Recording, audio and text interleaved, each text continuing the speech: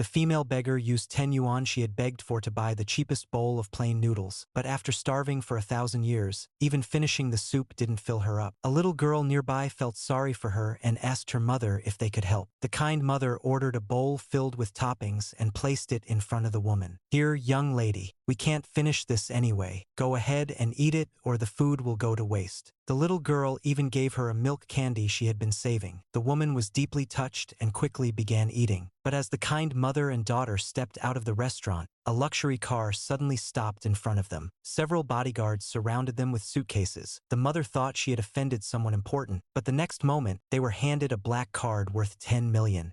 "This is a gift from the Hellion family's matriarch, a reward for your kindness." It turned out the beggar's true identity was the 1,000-year-old matriarch of the Hellion family. Every 1,000 years, she would fall into a deep slumber. Only someone who sincerely brought her home could awaken her. Over the centuries, she had met 999 kind people, but none truly took her home. If she failed again, her family would bring her back to sleep once more. That night, while resting by the roadside, she ran into some troublemakers. A young master named Gu happened to pass by and helped her out. When she looked up at him, he felt strangely drawn to her. As if guided by fate, he reached out his hand. "Little girl, do you want to come with me?" At that moment, a sharp headache hit her, as if sealed memories were about to return. The man himself was seriously ill and didn't have much time left. Seeing her situation, he wanted to help. When she didn't respond, he turned to leave. But she suddenly grabbed his sleeve. "Take me home." He smiled.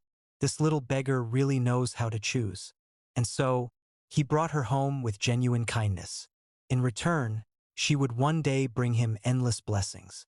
When they arrived, the old master discovered a legendary scripture in her pocket, something said to protect the Gu family for generations. He immediately declared her the family's lucky star and arranged for her to marry the young master. He didn't object, but his grandmother and sister strongly disagreed, saying she wasn't worthy of him. After all, he was already engaged to the Hellion family's heiress. But after bathing and changing clothes, the woman appeared before them and stunned everyone. Her beauty was flawless and elegant. "From now on, live well in the Gu family. With me here, no one will mistreat you." 5 years passed in the blink of an eye. Miraculously, the man's condition improved. Though the woman still seemed simple and innocent, his feelings for her grew deeper every day. But not everyone accepted her. One day, after the man left, a maid said she would take the woman to the old residence. Trusting her, the woman followed, but they drove to an abandoned factory instead.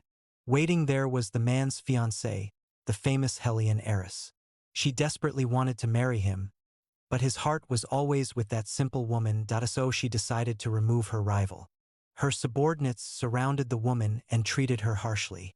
Yet this moment unexpectedly awakened her sealed memories. 1,000 years of memories returned all at once. She remembered everything, including how the man patiently taught her the meaning of marriage and promised to make her his wife. His sincerity finally melted the barrier in her heart. After awakening, she went straight to a library.